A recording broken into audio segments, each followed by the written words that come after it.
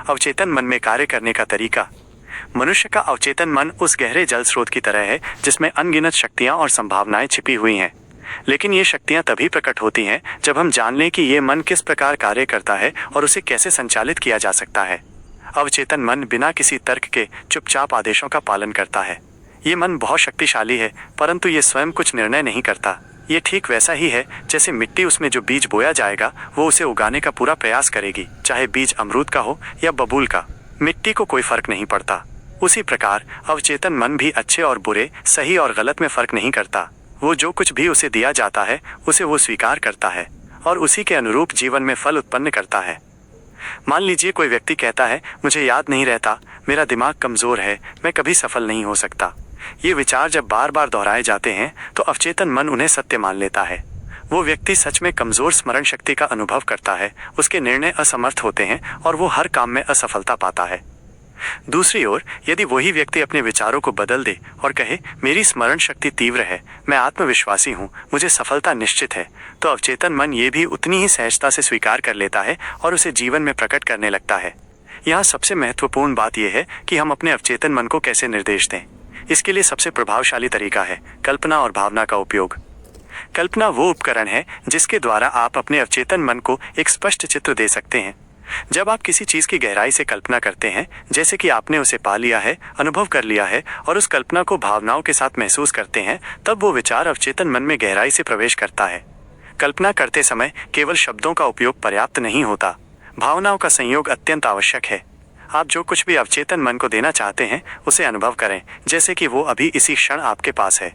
यदि आप समृद्धि चाहते हैं तो स्वयं को समृद्ध महसूस कीजिए। यदि आप स्वस्थ होना चाहते हैं तो स्वयं को पूर्णतः स्वस्थ और ऊर्जावान अनुभव कीजिए। यही अनुभव अवचेतन मन में बीज की तरह जम जाता है और धीरे धीरे फल देने लगता है। ये प्रक्रिया रात के समय और सुबह के समय सबसे प्रभावी होती है। जब आप सोने जाते हैं उस समय चेतन मन की शक्ति धीमी हो जाती है और अवचेतन मन अधिक ग्रहणशील होता है।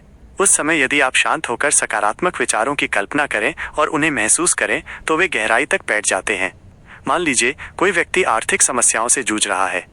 यदि वो प्रतिदिन रात को सोने से पहले अपनी आंखें बंद करके ये कल्पना करता है कि उसके पास पर्याप्त धन है, उसकी आवश्यकताएं पूरी हो रही हैं, वो प्रसन्न है और इस अनुभव को वो पूरी श्रद्धा और विश्वास से करता है, तो कुछ ही समय में जीवन में परिस्थितियां बदलने लगती हैं।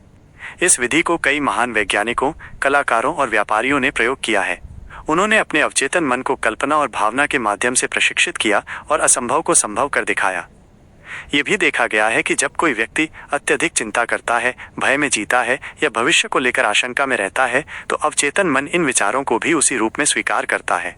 परिणाम स्वरूप उसका शरीर बीमार पड़ता है, जीवन में रुकावटें आती हैं और मन अशांत रहता है। इसलिए नकारात्मक सोच से स्वयं को बचाना अत्यंत आवश्यक है। अवचेतन मन पर काम करते समय एक और बात का ध्यान रखना चाहिए, भाषा और शब्दों की शक्ति। जो शब्द आप बार बार बोलते हैं वही धीरे धीरे आपके अवचेतन मन का हिस्सा बन जाते हैं। अतः अपनी भाषा को सतर्कता से चुनिए। ऐसे शब्दों और वाक्यों का उपयोग कीजिए जो आपके लक्ष्य के अनुरूप हों, जैसे मैं शांत हूँ, मुझे समाधान मिल रहा है, हर दिन मेरा जीवन बेहतर हो रहा है। ये वाक्य आपके अंदर एक नई ऊर्जा का संचार करते हैं और आपका मन उस दिशा में कार्य करना शुरू कर देता है। इसके अलावा ये भी समझना आवश्यक है कि अवचेतन मन कभी मजाक को मजाक नहीं समझता। यदि आप किसी भी बात को बार बार मजाक में भी कहते हैं, जैसे मैं तो हमेशा लेट होता हूँ, मुझे कुछ समझ नहीं आता, तो अवचेतन मन उसे भी स्वीकार कर लेता है। इसलिए अपनी बातों को हल्के में लेना छोड़ें। हर शब्द, हर विचार को जिम्मेदारी से चुनें। अवचेतन मन की शक्ति को जागृत करने के लिए 3 मुख्य तत्व होते हैं: आशय, इंटेंशन, विश्वास, फेथ और नियमितता, रेपिटेशन। जब आप किसी लक्ष्य को पाने का स्पष्ट आशय रखते हैं, उस पर पूरी श्रद्धा से विश्वास करते हैं और प्रतिदिन उसी सोच और भावना को दोहराते हैं, तो कोई शक्ति आपको उससे रोक नहीं सकती। आपका मन वही बनाता है जो आप सोचते हैं। आपकी दुनिया उसी का प्रतिबिंब है। यदि आप अपने मन में शांति, प्रेम, विश्वास और समृद्धि की भावना भरते हैं तो वही आपके जीवन में प्रकट होगा। इसके विपरीत यदि आप भय, शंका, घृणा और क्रोध को मन में रखते हैं तो जीवन में उसी का विस्तार होगा। इस अध्याय का सार यही है, अवचेतन मन को समझना और उसे अपने पक्ष में प्रयोग करना ही जीवन में चमत्कार लाने की कुंजी है। आप जो बनना चाहते हैं उसे पहले अपने मन में बनाइए, अनुभव कीजिए, विश्वास कीजिए और फिर देखिए वो आपके जीवन में कैसे प्रकट होता है। अवचेतन मन को दिशा देना एक कला है और ये कला हर व्यक्ति सीख सकता है। इसके लिए केवल आवश्यकता है जागरूकता की, नियमित अभ्यास की और अपने विचारों की सतर्कता की। आपका मन ही आपका भविष्य है। उसमें जो बीज आज आप बोते हैं वही कल आपकी जिंदगी का पेड़ बनते हैं। अच्छे विचारों को बोइए, श्रेष्ठ कल्पनाओं को अनुभव कीजिए और अपने अवचेतन मन को प्रेम, विश्वास और सकारात्मकता से भर दीजिए। यही इस अध्याय की शिक्षा है।